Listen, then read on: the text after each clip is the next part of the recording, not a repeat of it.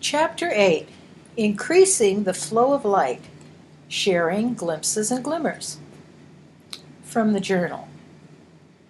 Rebirth of the Child. Now and then, in the affairs of men, there comes a moment of reflection when the old bastard in us sits down with his pipe and the child stands up to watch him light it. Ah, yes, the child within us stands up and we rediscover him. We find he hasn't perished over the years, but is very much alive and kicking. But then, for most of us, attention goes flying back to the old man, his pipe, and his troubles. As the last bit of smoke curls upward, flattens against the ceiling, and disappears, the little boy is cast aside, relegated to the shadow of humanhood, and all but forgotten again. We think of these light moments as a memory from childhood returning briefly, never dreaming it is the child itself, stirring, and never in our wildest dreams believing we are that child still, just as we were as children, and it can come alive again, and we be that childlike child in living conscious fact. Sad how we treat the child, isn't it? Oh, but isn't it a marvel how that little one endures, and how at any moment that innocent view springs to mind again, with no intervening years eaten by the locust? Isn't that a marvel of marvels? Yes, hell yes, that is a marvel of marvels. The child sits right here and writes these words and laughs and laughs. The child's re-emergence and rebirth are a marvel, even to the child. But what matters most, and needs never be forgotten, the child within is alive. It is light-hearted and well. It is awaiting my willingness to let it out. The child lives in light and sends it to me bountifully. One of the problems. Our study of the truth brings us light, no question about that. Books, classes, meditation, discussions, yes, but those sudden moments of light and love come at unexpected times and places as well. Who doesn't remember? However, a serious problem rarely admitted in religions and metaphysical circles, and seldom mentioned in science, is that those moments of insight, so common when we first begin to study in earnest, have a way of becoming less frequent. For most seekers of truth, the light doesn't keep coming with the same impact and excitement of those first days. For many, too many, enthusiasm wanes. Even Einstein and Edison spoke of this. I think everyone experiences the dry times, wondering what has happened to his faith and trust, his enthusiasm, interest, and clarity. Our perception of the light diminishes because we haven't done with the light what we are supposed to do with it. In what measure you give, it shall be measured unto you again. Letter to Loretta. Dear lady with the bright eyes, I give you this parting gift, such as I have. It is about glimpses and glimmers. They are tiny seeds. You have decided to begin a simple journal and examine your inmost thoughts. Grand. Right in the front of your notebook, mark a section for glimpses. The words you write there will become very special, as you will see. Sit still for a time and think back in your life to recall a special moment. Record what you can of it, when that special moment happened, where, whatever is remembered, and if you can, what you learned. For some of us, only a time or two from a lifetime may come to mind. I don't remember much about the glimpses from my early youth, but if we can remember one instance in our life, that is enough to begin discovering the secret of secrets.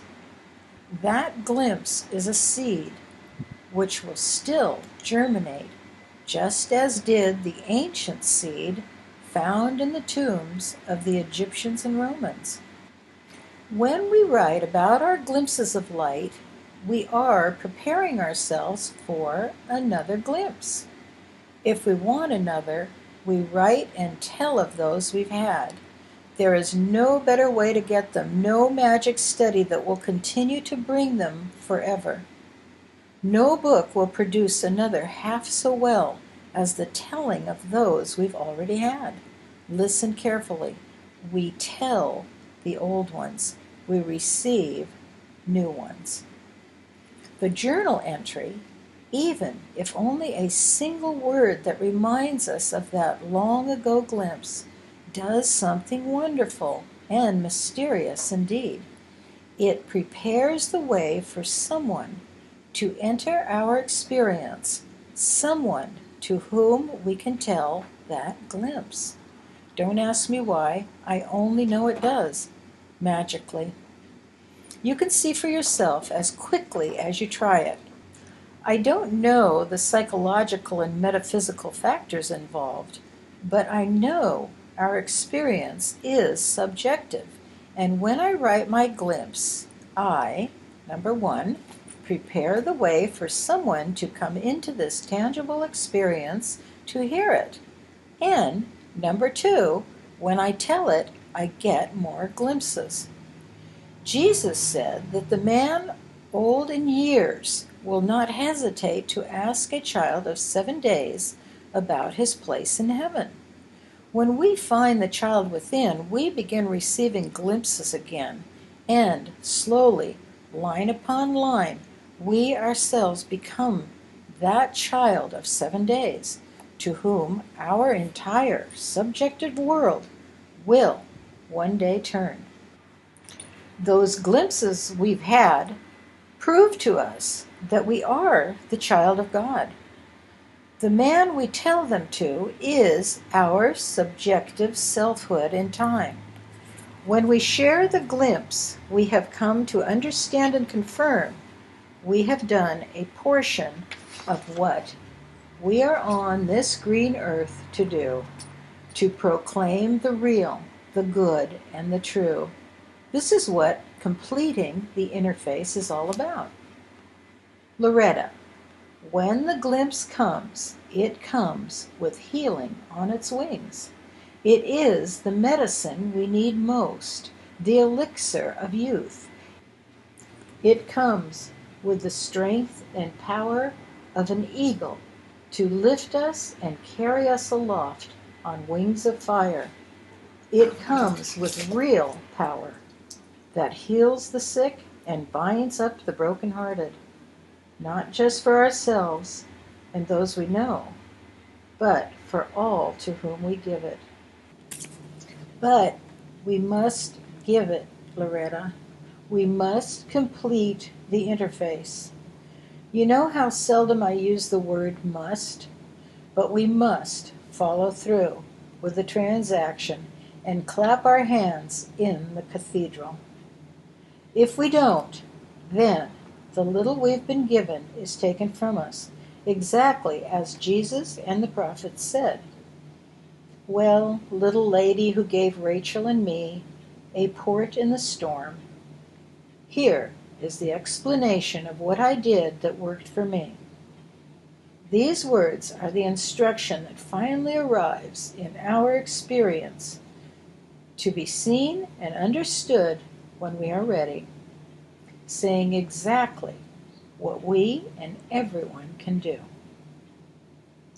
They are words that have come from the fire of life and living, refined, tested, and proven. Anyone can put these words to the test and see for himself whether or not Samuel is writing nonsense. No one will know until he has tried them and tested them, will he? Try me, Loretta. Find me out. Prove me now herewith. I look at our Harry and know it isn't too late even for him lying there in that hospital, tied to tubes and bags. He lies there telling others of his light. His children listen and are amazed. They think he is passing along his wisdom to educate them, to help them. But Harry is doing that for himself, because with the telling comes more light to be seen and shared. The glimpses bring spiritual treasure and another world where time isn't what it seems to be. It is the more to see that brings healing and health, well-being, spiritual riches, and all the things that are taken with us when we finally understand and let go temporality in this human condition. I don't know the end of this matter, Lady Loretta of the bright eyes, but what sings in my heart day after day is that these glimpses are the spiritual treasure we take wherever we go. They are all that's really real of this tangible experience in time. They are the treasure laid up in timeless heaven. Why and how do I believe this so? Because from glimmer to glimmer, no time intervenes. In the midst of light, there is no passage of time from one glimpse to the next. All the human events between are forgotten, dream stuff that slips away. My Harry is learning how real the glimpses of truth and how insubstantial the rest of the human experience, except to confirm the nature of deity. Even as I was writing this, 2 calls came from the few who know Rachel and I are here. They told the wonders of excitement in their experience as the consequence of the last notes. Those notes were me telling my glimpses to me. The calls were the responses coming back as more light and life. The tangible calls came because the tangible effort was made to give the glimpse. This is part of the equation. We make no effort, we get no response. So, right here at this sweet little cottage, you've seen these ideas lived and practiced. You've watched them produce more light that has enlivened everyone. From the Han Discourses. The small lady sat quietly, deep in thought. They had been talking about the glimpse and the importance of passing it along.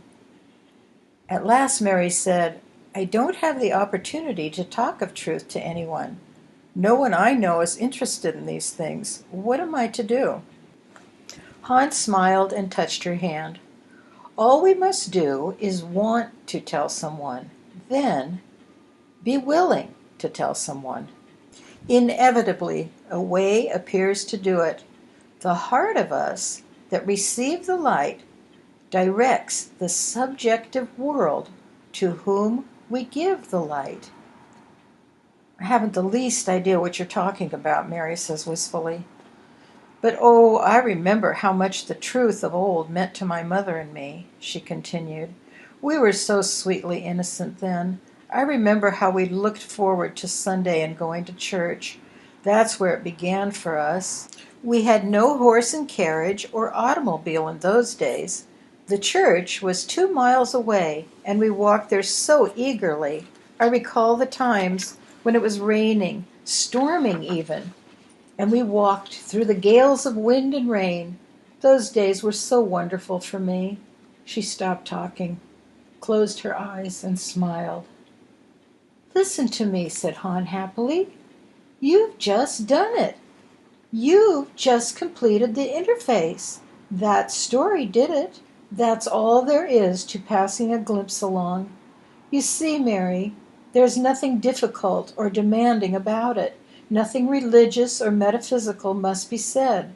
Yet we pass along something of the light. The light is the talent that we mustn't bury.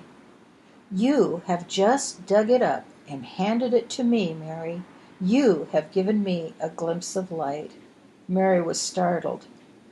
You see, you didn't have to make a great spiritual or metaphysical statement, did you? Han laughed.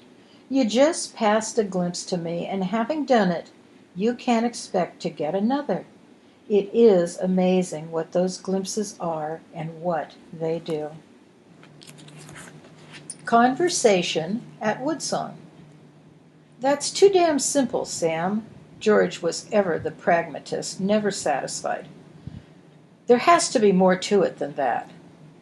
Who says the final things to understand are difficult, occult, religious, mystical, metaphysical, absolute? How complex was Einstein's equation? 5 characters. We finally break out of theological and metaphysical complexity to rediscover the child and his simple light. The child catches the light because the child is the light. More about the interface. The divine interface with the external world, the linear world of time and space, requires clear, understandable, and honest words from the internal child heart of us to the external child heart of us. This interface is the rest of the transaction and constitutes a great portion of what is meant by give to God that which is God's, a major part of the equation of life. The equation, remember, is the child's way to live in this apparent world, and is something that metaphysics hasn't had much to say about, concerned as it is with the way to think. I know a lady who has seen much light, but has withdrawn from the world into metaphysical or mystical seclusion. She is terribly depressed, wondering what has happened to the truth that meant so much to her in earlier years. She has struggled for the truth so earnestly. The lady's friends have tried to prevail on her to tell others of her insights, but she is deeply engrossed in a listening attitude, searching the heart of herself for new ideas and more light. Nothing comes as it did before, and she wonders why. The glimpses the lady has been blessed to receive stop right at the edge of tangibility and go no further. Her light is ready to break out into the tangible world scene like an electric idea, but her silence is deadening. Now she wonders why her experience is going as it is, filled with anxiety, stress, and depression. She writes to me, "How can this be? Is this justice? I have devoted my entire life to the study of truth, and for all appearances and feelings in me, it is as if the truth were dead." Our transaction in the tangible world isn't finished until we have given our glimpses to the subjective world in our hands. The glimpses are the talent that must not be left buried, but put to work in the world of images upon images, lest the little we have is taken from us. This is a large part of the simple and wonderful equation. What was the parable of the talents, if not a statement that the light is to be put to work in the world? We pass the light along with our words. Certainly, it is marvelous to sit back and bask in the light. Often it seems an interruption to complete the transaction by taking the time to tell of it to an acquaintance or a friend. Furthermore, articulating the truth isn't always easy. We quickly learn that even the best statement is not the truth itself. But listen, Words are our primary interface with people. This is why our spiritual development isn't finished in time until we pass along the light that has already come to us, which is to tell others of our own hard-earned insights in honest, simple terms. Isn't this what was originally meant by taking the gospel to all the world? If we are to see our world come to perceive the truth, we commence jotting our insights onto the backs of envelopes until we are able to put them into a simple, helpful comment that can be understood by others. We are not finished with the bits and glimmers of light until we've done this. We tell, clearly and simply, even if with no more than a clap of the hands and gladness or a smile to a stranger. Then we are able to look out and see the response in the external world. The world is blessed. That response is often the very demonstration of God's love the seeker is looking for. The journal again. At first, most of us may not like the idea of completing the interface. It sounds hard, but it isn't. It is as easy as patting our foot to the symphony. We do it first in a few words in our journal. There, in the aloneness that those words demand, we are able to select the best words or illustration that suits the scene we're writing about at the moment. Then, we wait expectantly for someone to come into our experience to tell it to. They come. The subjective self I am brings them to me. Before the discovery of the child within, we've primarily been repeating the truth words of spiritual authorities, or our mouths have been clicking off half-truths. Now, with the journal's help, we begin to work loving wonders in our world by completing the interface and telling our own glimpses. The light sparkles from us and passes on to the rest of the world. An exchange of letters, abbreviated here. Dear George, we don't keep getting glimpses unless we keep telling them. You might ask the Sufi mystics about the truth of this. Dear Bill, you are right about the Sufis. They tell the same stories over and over. Each man has his own stories, of course, but they overlap. Essentially, Sufis speak of the light they have seen, saying their views are peculiar to themselves, and therefore they are responsible for telling them, because no one else can tell them as well. Church work and the Bible. Many religionists and metaphysicians believe that their participation in church or their private study is the way to light and life. Some believe this is enough, but it is not enough, not even nearly, if one wishes to move on to the ultimate recognition of himself.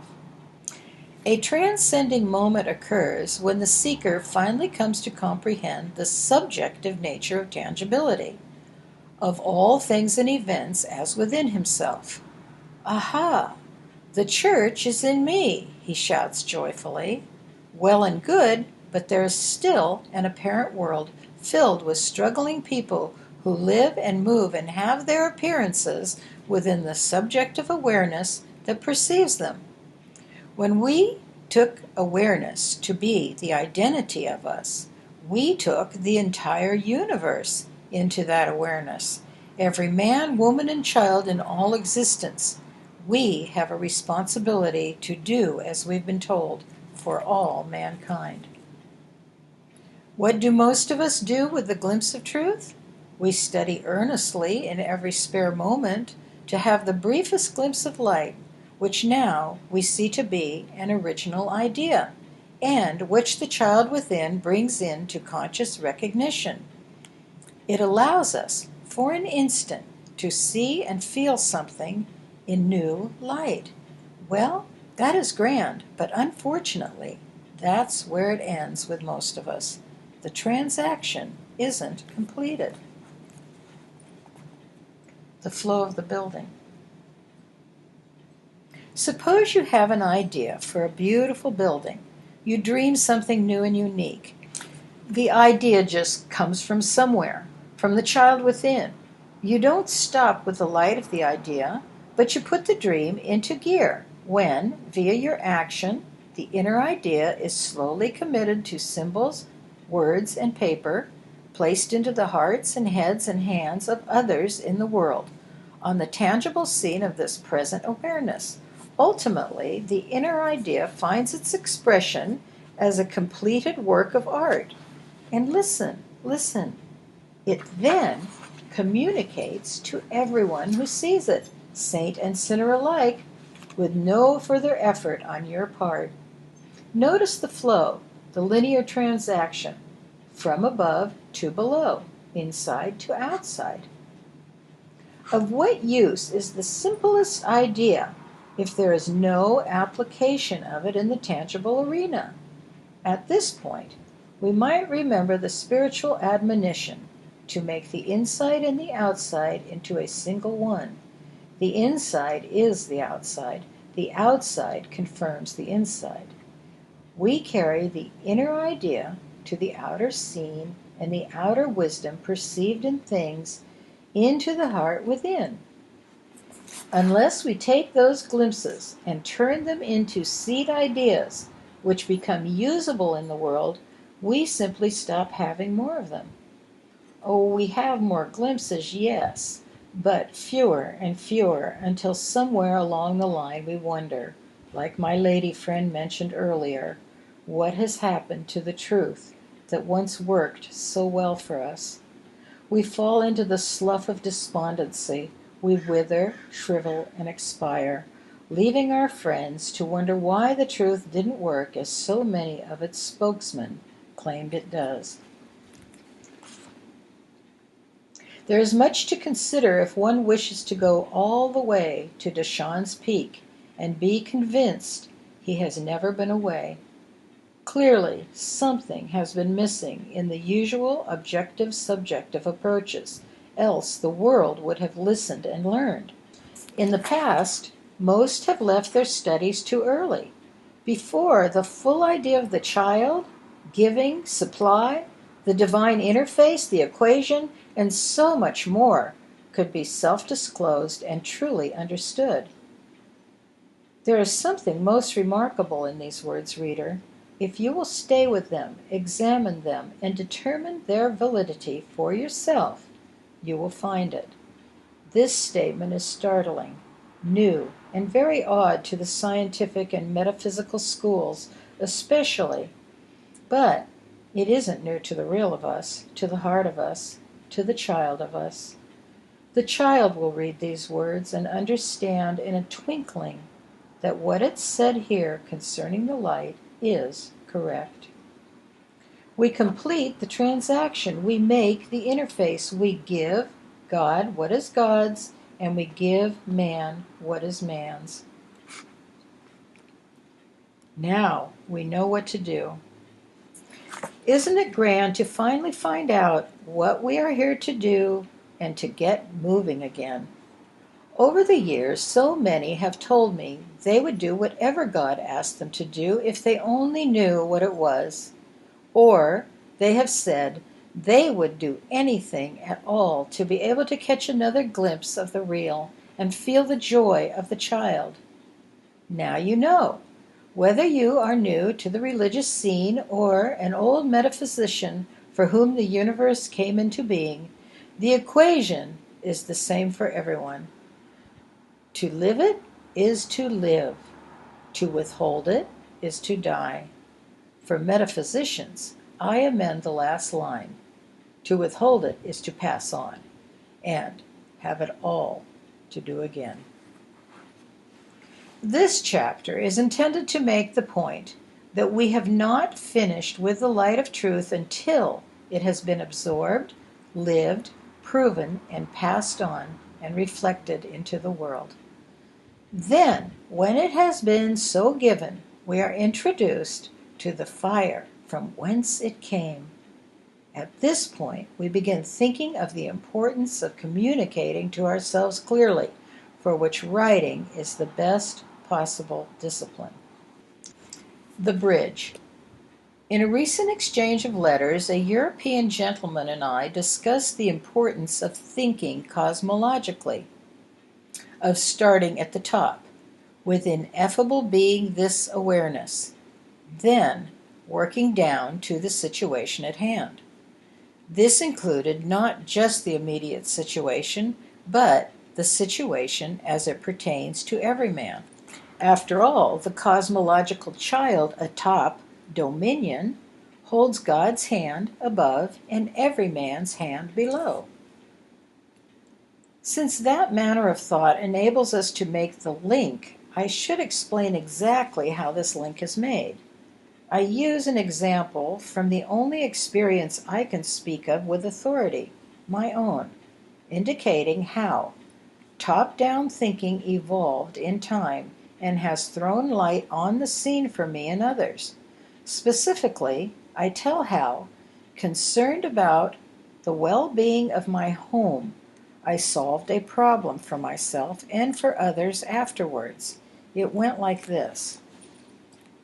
Certainly, at the beginning, I had a human concern about my home, my place of residence. That concern turned me, as always, to God. At my journal, I began my consideration of God as the total and absolute all of all. This is the nature of top-down thinking, as opposed to the usual way of beginning with the problem and trying to drag it up to God for a fixing. That is, I brought my concept of the grand ineffable to mind, knowing that it, whatever it is the fount and source of all that actually is. More, I considered this ineffable to be pure, perfect, without problems or anything that works a lie. That carefully in mind, and having written something to that effect into my journal, I brought myself to the next step. That step, for me, in those years, was to equate Godhead with mind, a good equation. I wrote something about that in my journal also, and then sat there at my desk considering mind. The consideration of Godhead as overmind brought me inevitably to the next step, mind's function. What is the function of mind? To be aware. Aha! I had come to this present awareness right here, right now, putting these words into my journal. I could see at that time, though it had taken me many years to come to perceive this, that this very life I am is the awareness of mind. And so I wrote.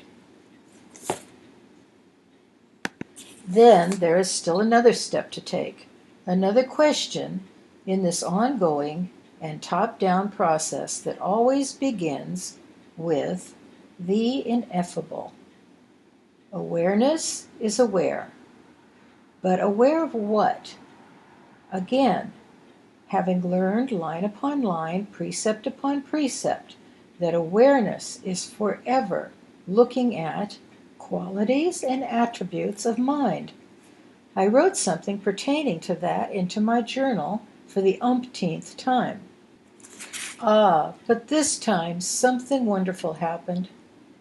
The intuitive leap of understanding arrived from Godhead straight into the identity I am, as which I sat there writing, as which I was functioning.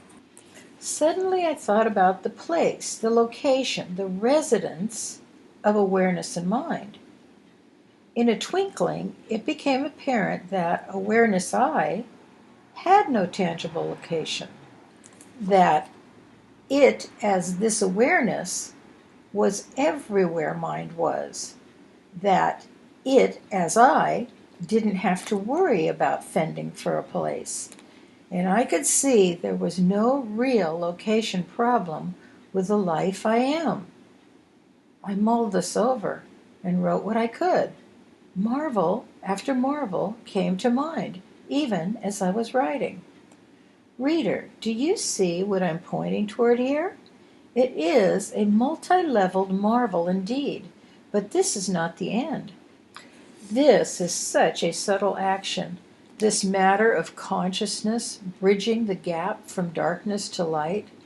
For the first time that I can remember, I perceived my human location of place, residence, home, to be the tangible evidence of the unassailable location of mind's awareness within itself. There is no problem there. There is here.